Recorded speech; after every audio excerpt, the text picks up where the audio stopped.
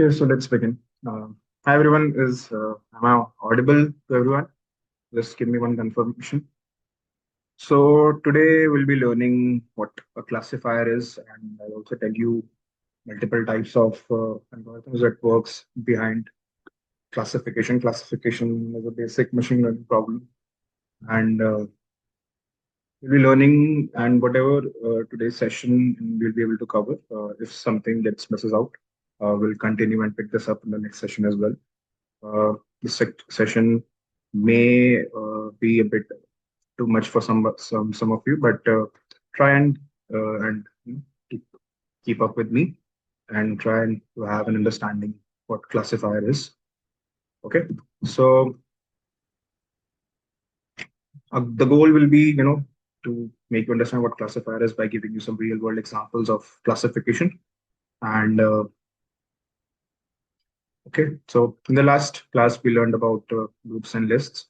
Uh, you'll be not directly using this, but it was good for you to have an understanding how Python is written. So let's start with what is a classifier. So understand like this: a classifier is a machine learning model that takes an input and assigns it a label. Like in the teaching machine example, we saw right that we are classifying it as option one, option two, option three. Option one, option two, and option three were just three simple labels that were given to three different types of inputs. So basically, we take an input, we put the classifier in between, and we receive a label. So that is the basic job of classifier is. Some basic examples of classification can be, for example, you receive an email uh, in your Gmail account. Automatically, some emails get classified into as spams and get transferred into the spam folder of your Gmail. So that is a basic classification problem. If uh, you have a facial recognition feature in your application. So when you use the application, it recognizes that it's you, and when someone else uses the application, it recognizes that it's him. So basically, it's classifying your face to your against your name and his face against his name. Similarly, medical scan uh, can detect what kind of disease it is uh, due to the number of different inputs it has been given. So that is a type of classification as well. If you provide a sentence to uh, a model and it analyzes that if the sentence is positive or negative and it does its sentiment analysis, that is also a classification. All right. So these are some basic day-to-day life examples where your classification models are being used in the most basic sense. So basically, there are two types of classification. Either you have a binary classification or a multi-class classification. Binary classification is very self-explanatory, which means there are two possible labels. If it is a spam or it is a not, if it is yes or no, if it is a cat or a dog. So just only two possible outcomes into that classification problem. So we classify it as binary classification. For multi-class classification, there can be more than two labels. So you can have, if you are classifying three different images, it can be a dog or a cat or a bird, and similar to those examples. So these are just two basic types of output. Okay, so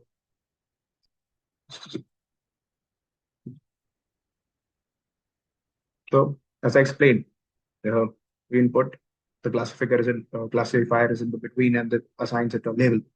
And similarly, the examples that I just told you. So two types of classification: binary and multi-class classification. Then we move forward to the what's a trading pipeline. Okay, so the trading pipeline is label data, training, model, new data, and action. So uh, extraction, patient, train, and predict. Okay, so how many of you can understand what's written on this particular slide? Anyone wants to? Anyone has some doubt about what is written in this particular slide? You can raise your hands or just speak up directly. Can you tell the training pipeline again? Yes, No, yes. I haven't explained it yet. I was Oh, just asking if anyone wants to give it a try. What you are able to understand from this particular slide. Sir, I'm not able to understand the extract features part. Like, what do you mean No by worries. Anyone who has a different type of doubt, or everyone is unable to understand what is written on the slide. Okay. So what does label data means here? So label data is basically you collect examples that already have correct labels. That acts as a training data. So I know that I have 50 images of cats, 50 images of dogs, 50 images of birds. I know these are absolutely accurate, and I know that if I give this as a training data, then the model will have an understanding, will make a bias about what if a new image is given to it, then it can make out that it might be a cat or dog or a bird. So uh, label data is just giving the most accurate data that is already tagged as correct with correct labels. For example, here emails already tagged as spam or not spam. So that is just used for training data. And extract features means from that training data, we uh, convert whatever the data is into numbers. Okay, so basically into vectors. So uh, it is a bit advanced topic for now, but just conversion basically means that having us an understanding, sorry, having the model and understanding what the training data actually means, because computer only understands uh, not it doesn't understand text. So to convert it into a form which the computer can understand, on which we can perform mathematical calculations, we extract that data into numbers, and is stored as vectors. So model finds the patterns, and analyze what's in the training data, just to have an understanding what the training data actually means, so that whenever the new model arrives, the model applies those patterns to make a prediction. Okay, so train means the process of training the model uh, to find the as per the patterns and the analysis from the training data, and then it predicts to a new particular uh, input that has been given to it. Okay, so also need to understand what overfitting and correcting this means right now, because it's a more advanced thing and you won't understand as of now. But uh, the basic ideology is that we give it a label data, we do the training on the label data, then the model understands, and we give the model the new data, and then it makes the prediction. Okay, so feature means one measurable property of the input. For example, um, if we can have a particular instance, like if a mail contains the word free in the email. Okay, so most of these spam emails contains this main keyword like free. We give you this free, or we have this 3 months of free subscription, so on, so like that. So if that particular we have our condition that if that email contains free, then we can give it a value that, oh, this might be a spam. Okay, label is just design giving uh, that particular instance a particular attribute that this belongs to a spam or not. Training is the process of finding different patterns, and then prediction has been made as per the trade uh, data.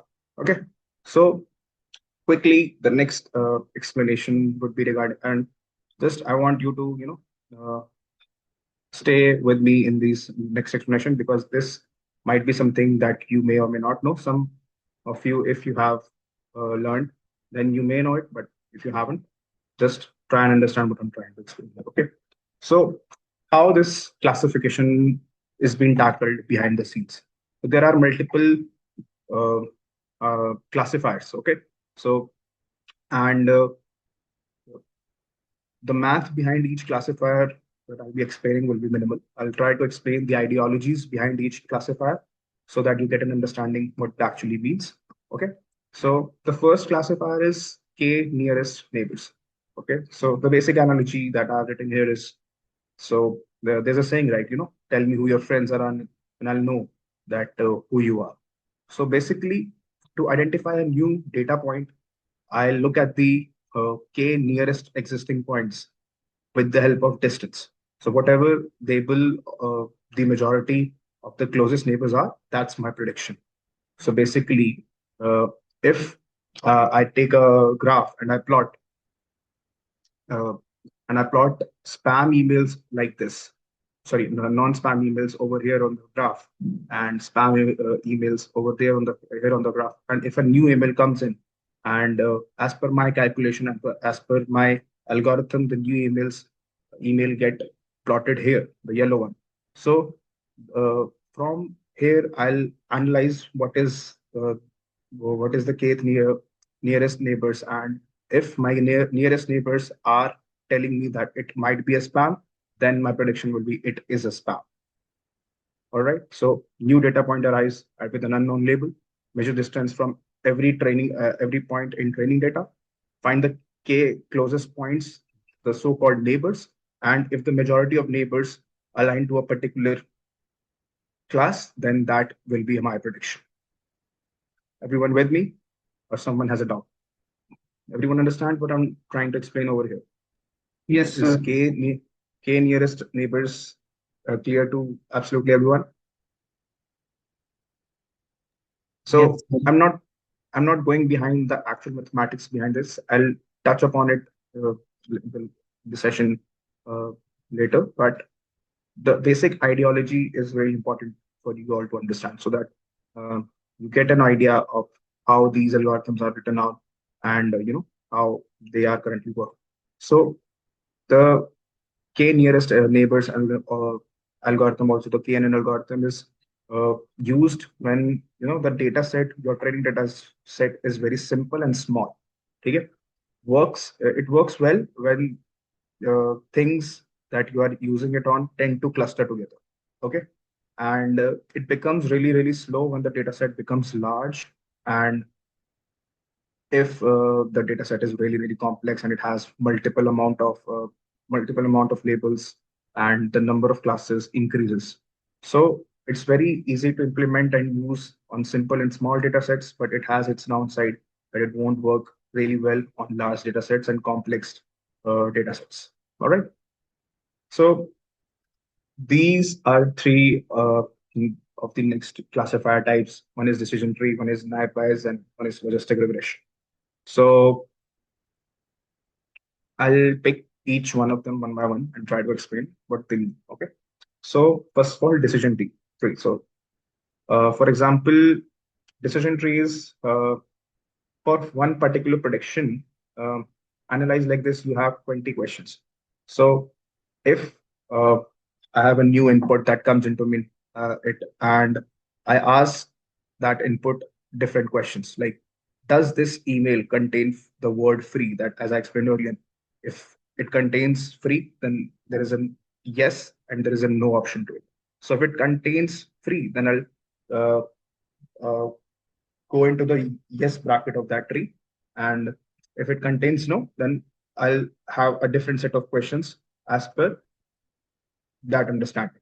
So if it contains free, then also I'll have, for example, I have another set of condition, like, does this email contain the word winner? If it contains the word winner, then also it has a yes and a no option. And if the email didn't contain free, and then I have to check if that email is coming from a sender which is in my contacts, yes or no. So in the situation where the email contains free and the email contains the word winner, then I'm definitely sure that that email is most probably likely to be a spam. But if the email contains free and it does not have a word winner, then I might have to check it again, that it is spam or not. If the email didn't contain free and the sender is from my contacts, then it's definitely that email is not spam. And if the email didn't contain free and the sender is also not from my contact, then it might be spam. So as per the multiple set of questions that I have asked, so the model learns from a tree of if and then roots. Each node splits the data on one feature, and you follow the branches as per the reach of the leaf. And then at the end of the leaf, you make a particular prediction that, okay, as per my individual understanding of each question and each uh, answer to that question, I have come to a conclusion that this might be a spam or this may not be a spam. And if my particular conclusions align well, then I'll be 200% sure that, yeah, this is a spam, then I'll classify this as a spam. If I'm not sure, then I might check again, and I also might have another set of questions that may or may not include, and which may help me to make a decision that this might be a spam or not. So, uh, when to use this particular type of implementation is like if you want the model's logic to be human readable. Okay, so for example, you have a fixed set of rules to which your prediction should adhere to, then this particular decision tree implementation is really, really helpful. Uh, and the downside of this is this learns the training data too perfectly.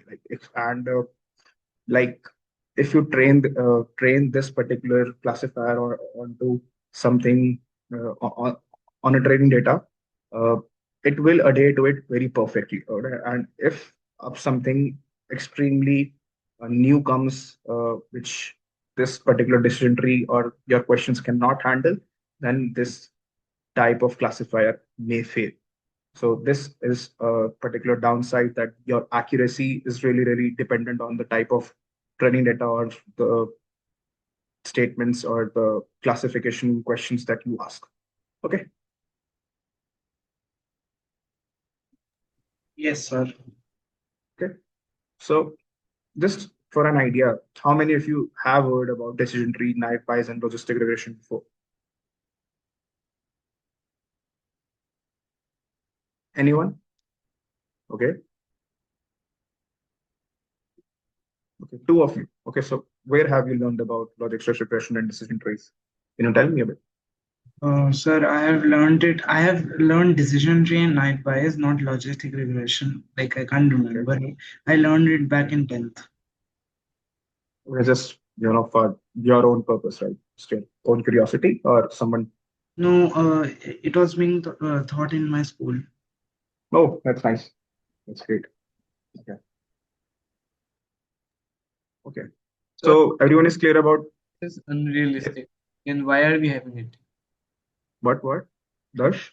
If naive bias is unrealistic, then why are we having it? I haven't come to naive bias as of now. I was just asking a basic question. Yet to explain naive bias. Okay.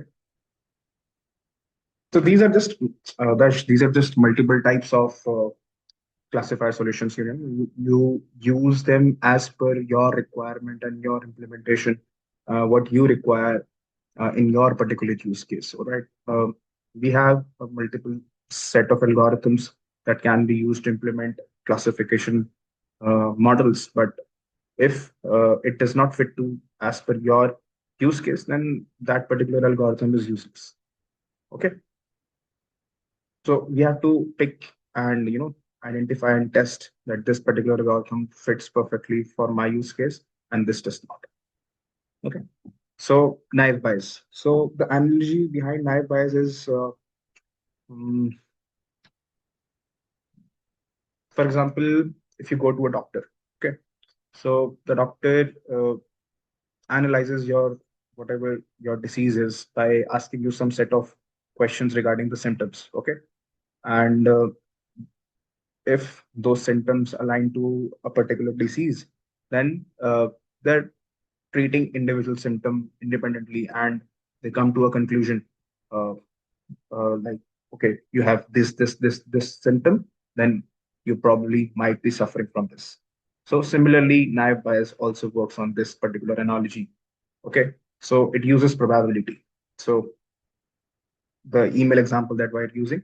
So given a new email, it asks what is the probability this is a spam, given the words it contains. It multiplies each probability of each word appearing in a spam versus non-spam emails. Okay. So and after multiplying the probability, the particular mail getting the highest probability that, yeah, this is a spam, then it classifies it as a spam, and the one which does not have the probability, it classifies it as a non-spam. Okay. So it is called naive bias because it assumes each word is independent of the other words, which is not always true, but it works surprisingly well in normal case situations. Okay, so mostly naive bias is used in text classification, and it is really really fast, and it works really fine on small data parameters. Uh, but the downside is the independence assumption sometimes becomes unrealistic, and it can be fooled if you use certain set of word combinations uh, malicious. Okay, so like you can make wrong predictions if you just align the words in a wrong way just to make the model fail. So it can fail in those situations because it is assuming that each individual word is independent of the other word, which is very unrealistic, but it works in most of the cases. So this is the naive Bayes algorithm. Everyone understands it? Or do I have to be explained it? Any doubts? Okay, let's move ahead. So logistic regression. So uh, this is the most basic algorithm that you learn in machine learning and which you may or may not implement if you go ahead. So, so this is a weighted scoring system, like uh, how your credit score works. Each factor adds and subtracts points, and the final score is then converted into a probability. So the idea is you find the best weights for each feature so that the weighted sum of feature predicts the label. So the output is the probability between 0 and 1. And uh, it is mostly logistic regression is mostly used in for binary classification, and it works really well when there is a roughly linear relationship between the features and label, and it really struggles in complex and non-linear patterns. So it is a more complex topic to just explain it just verbally right now right here, but this is the basic understanding is it is a weighted scoring system upon the credited score given to that particular feature. Okay, so for quick comparison, KNN uh, is best for small and structured data. Decision trees is best if you have interpretable rules. Naive Bayes is for text and fast predictions, and logistic regression if you want to do binary classification. All right, Yes, sir. this is so I'll also have some bit of mathematics also, uh, which will be very easy for you to understand because the distance formula is very simple. Everyone understands this. Uh, for two different points given and plotted on a graph, the distance between the points would be given as x2 minus x1 whole square plus y2 minus y1 whole square whole under the root. So we use this particular uh, mathematic formula for the different distance formula only just to calculate the distance between one particular uh, point to all the k'st neighbors around it to make a prediction in KNN. So this is the basic distance formula behind the KNN algorithm. It is not too much. That's why I'm going into it. Sir, sir, Yeah. like how are these coordinates appointed? Like, Sorry, I'm not able to understand what you're trying to say. sir, like how are the coordinates like appointed to the specific words? Like over here, it is in 8 exclamation mark and 3 uses of free. So Okay. like 8 comma So 3. yeah, so it depends. It depends. For example, it depends if my graph, it depends the labels I'm putting on the graph. So for example, uh, So uh, then, if so if then the it's yeah, if sure. So like go ahead. so like if like a email A has 4 free words and an email B has 4 exclamation mark, so that's going Hmm. to be 0 comma 4 and 4 comma 0. Distance would Hmm. be same for both of them. So how can it Hmm. like classify it as a spam or as a Just a second. This particular slide also has few more things. Just a second. Sir, I meant to say that if a 2 points, like if you take 2 points which have Mhm. distances with each other, then how will it classify as a spam? So the k distance, k nearest neighbors means, for example, if to that particular point, so k here is a constant, okay? So k constant means I have, for example, I can put my constant as 5 as well. Okay, so I have to identify which are the 5 nearest neighbors around me. So for example, you told me that 4 comma 0 and 0 comma 4. Okay, how do I classify them as if they are spam or not? So assume this hypothetically. So for example, if the 4 comma 0 point has 5 neighbors around it, out of which 3 classify as spam and 2 classify as non-spam.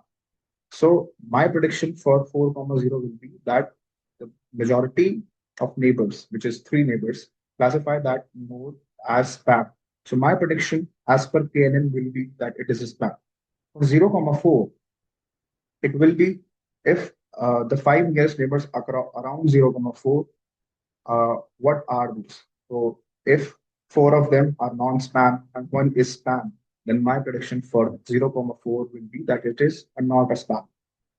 You understand what I'm trying to say? So that means that if we are taking a point from which we want to find if it is a spam or not, and then we are taking the other 2 points which are at equal distance from that point A, then at that point B and C we will check for if they are spam or not. Is this what you meant No, to? no, no. So the first step is plotting the training data, which we know that these are spam or these are not, which I have corrected. I have a correct set of training data. Okay, I have a correct list which tells me 50 emails of these particular type which have these number of exclamation marks. But let's say this, I'm using this example. Say I'm on the y-axis, I'm plotting the number of times the word free has been mentioned in the email, and on the x-axis, I'm plotting the number of exclamation marks on the email. Okay, so if I have 50 pointers which have some set of exclamation marks and the uses of the word free, I'll plot those 50 points on the graph as per this representation. Similarly, I have 50 set of emails which also have the exclamation marks and free, but these are not spam. So I'll plot them uh, as well on that particular graph as well.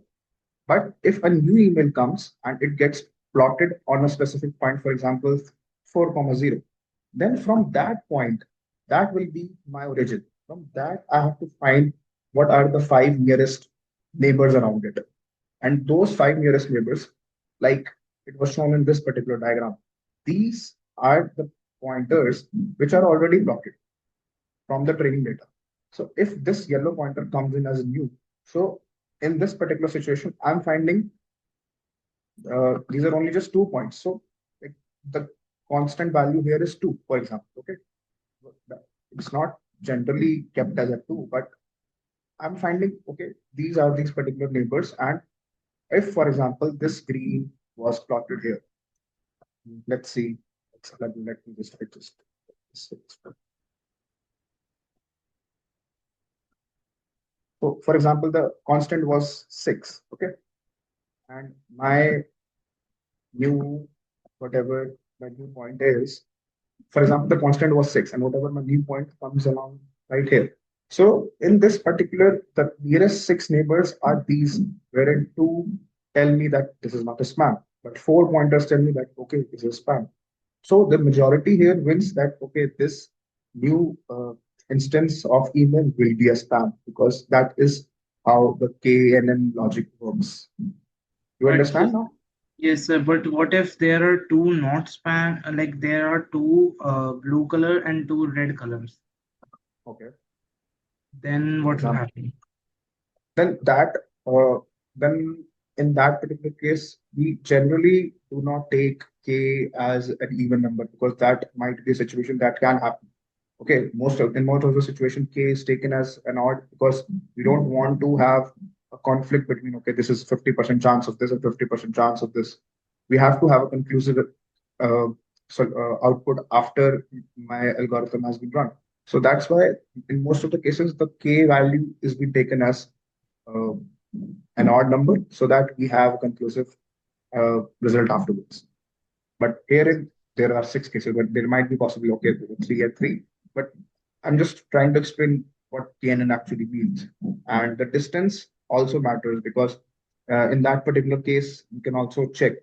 Okay, like for example, if three, uh, if you want to have an extra check in the same algorithm and you want to use even number of points as well.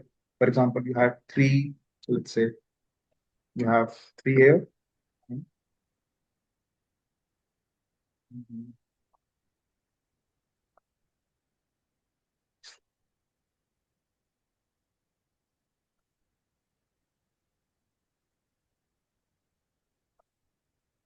So for example, my number is still six.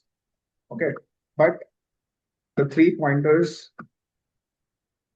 that are nearest to the yellow one are far, and the three from the red ones are still near. So the distance between the nearest one is still matters because the nearest one are still giving and showing me the result that oh, this might be a spam. Then the distance matters in that one. If the values of differentiation becomes same on both the parameters, then the distance becomes the deciding factor. Okay, so if I have three telling me that okay, this is not spam, and three telling me that this is spam, I have to see which one are the nearest to. If the three nearest to me are Sir, directly saying so okay, the nearest ones matter, nor the number of the not spam or spam. so Because if there is even one spam around it, very close, and mhm, three not spams around it, but not that very close, it is still a spam. sorry, Sir, if one spam is very close and I've attached, clearly but the first three step I've clearly mentioned is the majority vote wins. Okay, so if I have my number kept the constant number is kept the constant as an odd number, then it will be really easy to identify. Okay, it will always have a majority. Okay, but if somehow the majority does not get set, all right, then we look at the distance. If I have three numbers, so how many of the nearest ones are there? That's the second step. The first by default is the majority win. Whichever labels appears the most by default wins.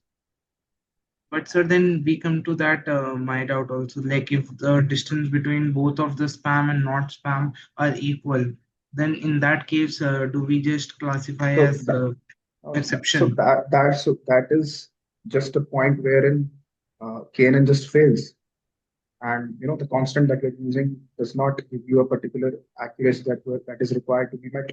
Then that particular algorithm is failing in that particular situation.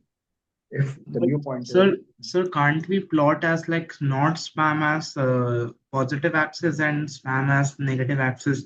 Like in the x-axis, spam emails are given negative value and not spam values are given positive so values. that is not what happens in KNN. So for KNN to work, you have a particular mathematical algorithm that works, that the decimal formula that works. So for directly bifurcating into into positive and negative axis, we use linear regression. That is where what linear regression does. So let me try to explain what regression actually does for you. For example, linear regression also plots a graph. So for linear regression to plot a graph, the, the and it works best in bifurcating binary classification because in linear regression, the graph plots a single particular line. It can be this way, this way, this way. It can be anywhere the uh, as per the as per the requirements and as per the needs of the training data. It works and it means linear regression because it plots a single straight line. It can be slanted, it can be vertical, it can be horizontal, or it can have any offset, whatever is as per the equation of line. And whatever above the line and whatever below the line, that defines my output. And that defines, okay, so if for spam emails, my line is like this. So whatever new point that comes above the line will be spam, or whatever the new point comes below the line, that will be not spam.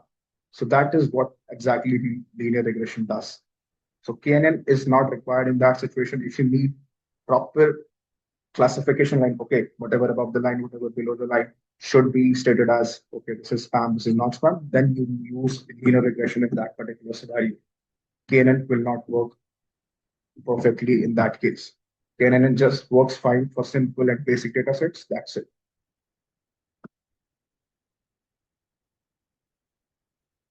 Okay, so this was the this formula.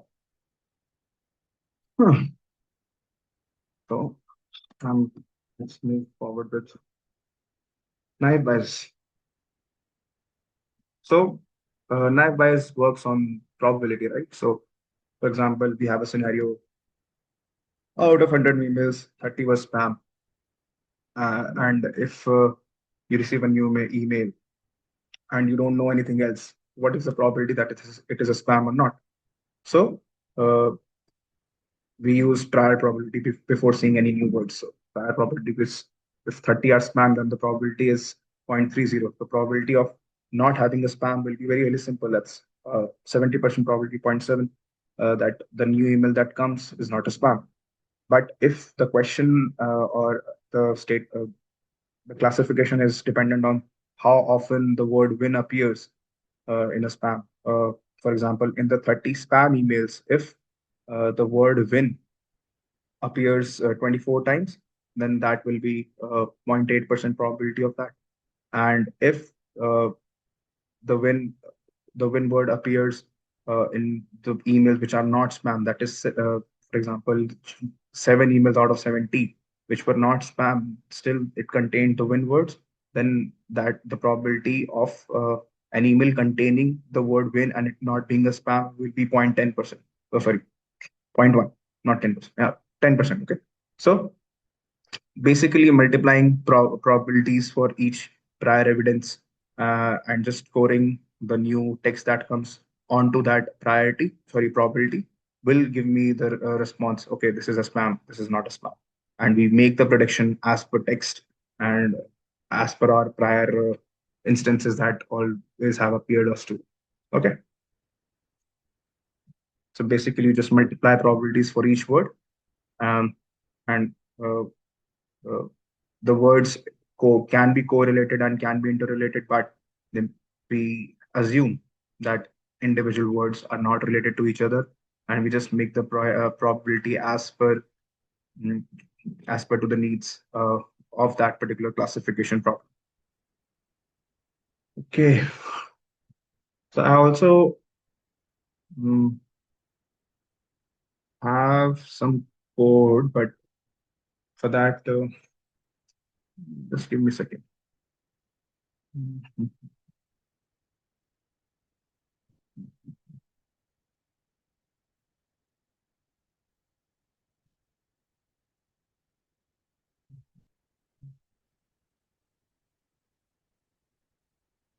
This is not the complete code.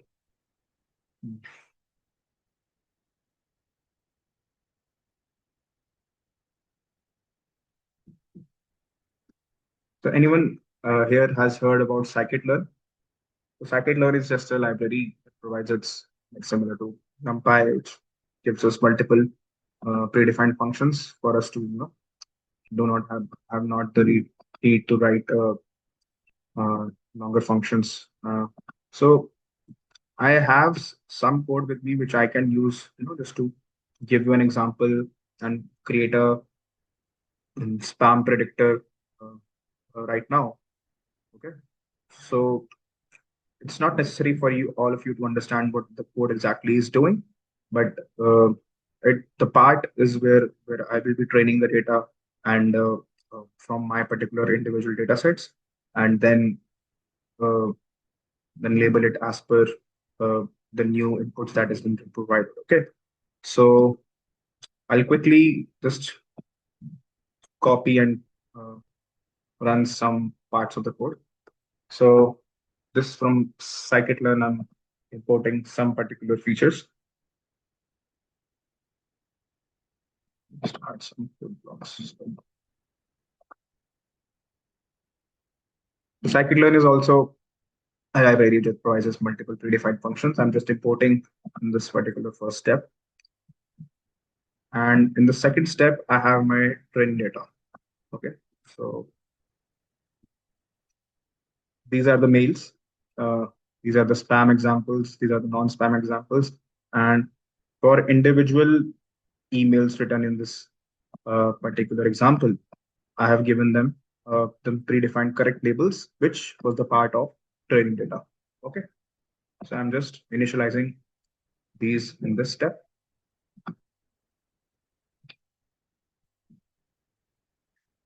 Just a sec.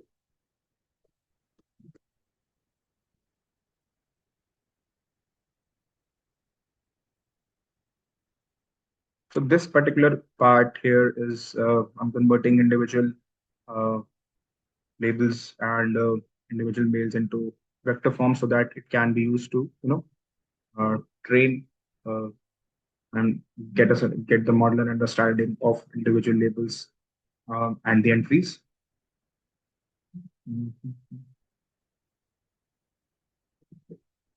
Okay. Vector or vectorizer.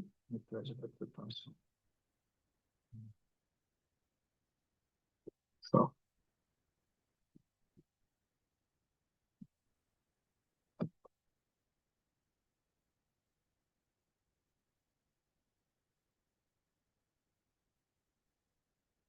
So the general convention is like, you use 75% of your data for training and use the 25% of it on testing. So training it on 12 emails and testing it on 4 emails. So currently showing mean accuracy of 75%.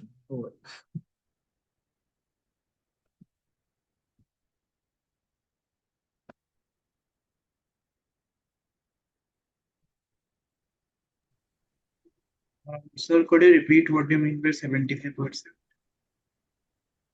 So it's a general convention that if you have a certain set of training data, you just uh, train your model on 75% of that data and use the 25% of the remaining one to test it on. Okay, because you in the training data you correctly know that okay, this my particular training data is absolutely correct. So if I use 75% of it to train my model and 25% of it to to test it, that if my model is being correctly giving me an output or not. So just for that. Okay, so herein I've put in 4 new examples wherein it analyzes as per my training and gives it okay, this is a spam. Uh, and it's this particular statement seems like a spam. This does not seem like a spam. And if because as you can see here, we classify the feature names and as per different types of words that comes in, like uh, cash, cheap, claim, class, click, coming, congratulations, because these were all uh, the words that were giving us a feeling of okay, so this might be a spam, this might not be a spam. But in the all the spam emails that were given to it, you can easily see there are some words that are multiply repeated again and again. So that's why these were used uh, to give to the model that okay, these are feature names, and if the uh, individual text contains these words, then this mostly is likely to be a spam. Okay, so this you don't need to fully understand what this is doing behind the scenes, but this is how a small data set is being used. You just train and then train as per a training data, and you have fixed set of labels onto it, and from that it recognizes and makes some patterns, and on that you can just put in and give in some new data uh, to run on it and just give you an example and give you an output as per your requirement.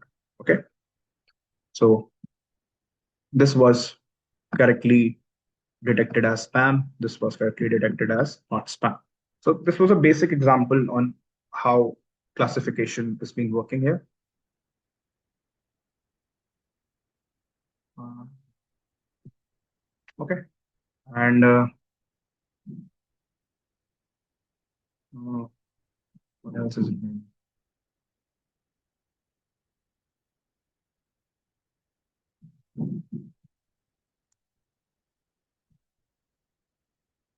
So, anyone has doubts regarding whatever we have discussed today?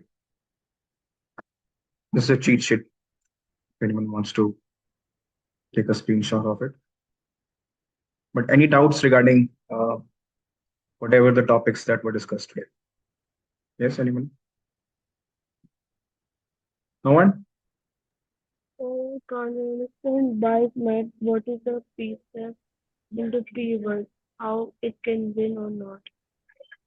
Sorry, your voice was a bit muddy. Can you repeat, Mitansh? So I can understand by math of that what is the calculation that I can't understand what means Okay, that. okay. Forget about uh, the calculation and mathematics part. Think about the example that I gave you. Okay, so Mitansh, for example, if you go to a doctor and he or she asks you, okay, you have symptom one, symptom two, or symptom three, and then if you say, okay, I have the symptom one, I have the symptom two, I have the symptom three as well, then as per those three symptoms, the doctor thinks, okay, if you have these three symptoms, it is likely that you are suffering from this particular disease. All right. So the probability of you having those symptoms at the same time gives me the prediction, okay, that this is the disease that you might be suffering from. Similarly, naive Bayes works on that.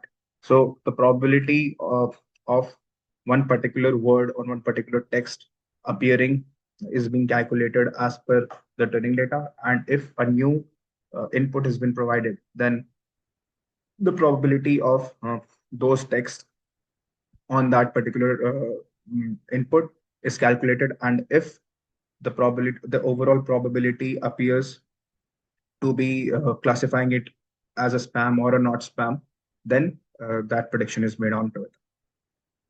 So it's basically working on probabilities for each individual text. Okay, sir, Okay. that means it sees that the probability how much it can be related to it. Yes, yes. Okay. So, Okay. okay. Anyone else? No one? Okay. Thank you, everyone. Thank you so much. That was the session for today. Bye, sir. Uh, what? Bye. Yes, yes. Yeah. So thank you so much. We'll meet again in the next session. Till then, take care. Bye bye. Bye, sir.